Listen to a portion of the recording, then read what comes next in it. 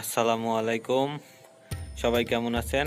আজকে আমি আমার এই কনস্ট্রাকশন সাইডে কত দ্রুত কাজ চলছে সেই ভিডিও আপনাদের সামনে নিয়ে আসছি।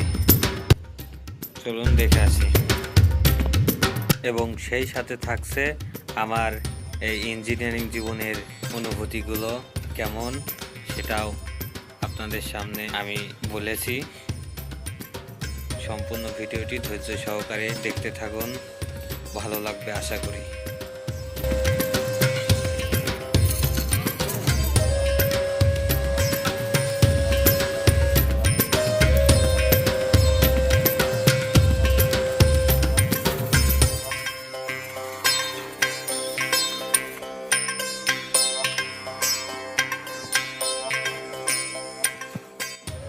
আমার ইঞ্জিনিয়ারিং জীবনে এই প্রথমবার আমার বলতে ইচ্ছে করছে যে আমি একজন গর্বিত মানুষ এই ইঞ্জিনিয়ারিং সেক্টরে পড়াশোনা করে।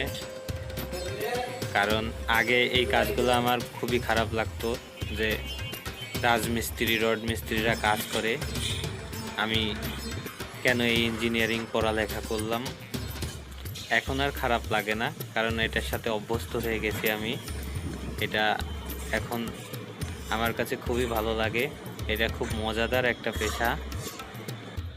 আলহামদুলিল্লাহ, সবাই দোয়া করবেন যাতে আমি আমার কাজকে নিজের মতো করে সুন্দর করে দক্ষতার সাথে পালন করতে পারি।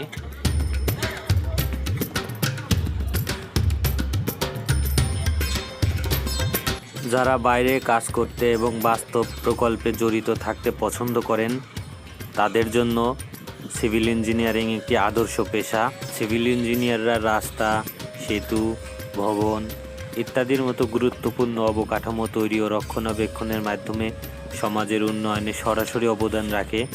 তাই আমার কাছে এটা খুবই মূল্যবান একটা পেশা মনে হয়।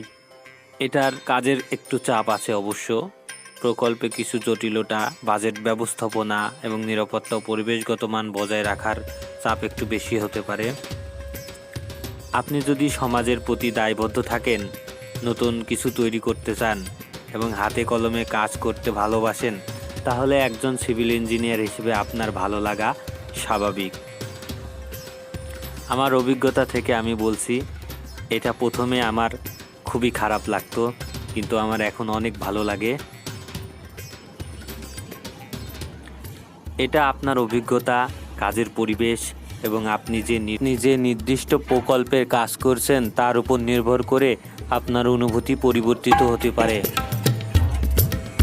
একজন সিভিল ইঞ্জিনিয়ার হিসেবে নিজের অনুভূতি নির্ভর করে ব্যক্তিগত অভিজ্ঞতা, কাজের ধরন এবং ক্যারিয়ারের লক্ষ্যের উপর নির্ভর করে।